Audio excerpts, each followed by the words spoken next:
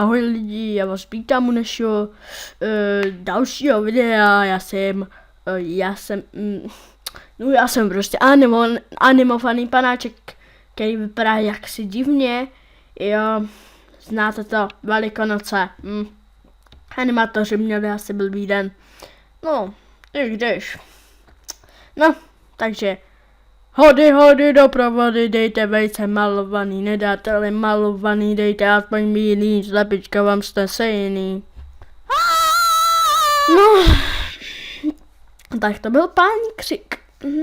Jo, tak to byl obří křik. Jo, a tak to dělám já na Velikonoce. Oh yeah. Takže to je velikonoční speciál, jo. Jo.